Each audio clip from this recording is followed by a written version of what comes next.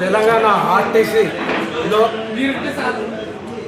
గత సమ్మెలో ఏప్రిల్ జరిగిన సమ్మెలో కార్మికులందరూ కూడా ఒక కన్ఫ్యూజన్ గురవుతున్నారు.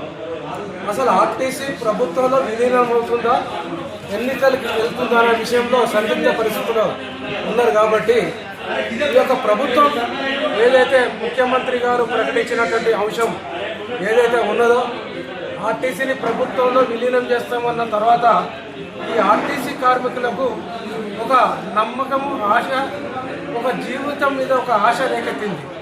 కానీ అనతి కాలంలోనే కొంతమంది యూనియన్ నాయకులు ఈ ప్రభుత్వాన్ని, రాష్ట్రాన్ని తప్పుదోవ పట్టించి ఈ ఆర్టీసీ కార్మికులను ఎన్నికల వైపు తిప్పాలని చెప్పేసి ఒక కుట్ర చేస్తున్నారనే విషయం బహిర్గతమైంది. ఆ బహిర్గతం అయిన మూలంగా ఇవాళ యూనియన్లకు అతీతంగా ఒక ప్రజాస్వామ్యబద్ధంగా ఈరోజు సుందరయ్య విజ్ఞాన కేంద్రంలో సమావేశం ఏర్పాటు చేసిన తర్వాత ఒక ఆర్టీసీలో వెంటనే విలీనం చేయాలి అని చెప్పేసి ఒక తీర్మానం చేయడం జరిగింది.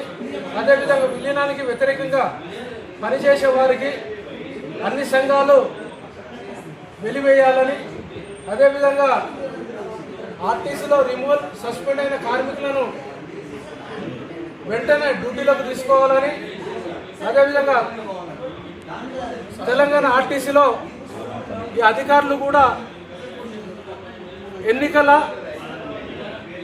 విలీనం అనే అంశంలో కొన్ని వాయిస్ ఇస్తున్నారు. కార్మికులంతా కూడా ఒక కన్ఫ్యూజ్కు లోనవుతున్నారు. కాబట్టి ఈ ఆర్టీసీ యాజమాన్యం ఎన్నికలకు పోవాలి చేస్తామన్న తర్వాత ఆర్టీసీ కార్మికులందరూ కూడా ఈ ఆర్టీసీలో యాజమాన్యం ఎన్నికలు నిర్వహిస్తుందా అనే ఒక ఆశ్చర్యానికి వచ్చింది. కాబట్టి ఈ విషయాన్ని ప్రభుత్వం వెంటనే గమనించి తమ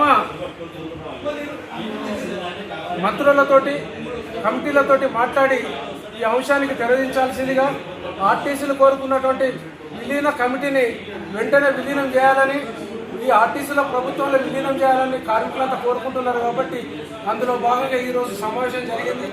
ఈ సమావేశంలో దాదాపు 15 మందితోటి ఒక అడాక్ కమిటీ వేయడం జరిగింది.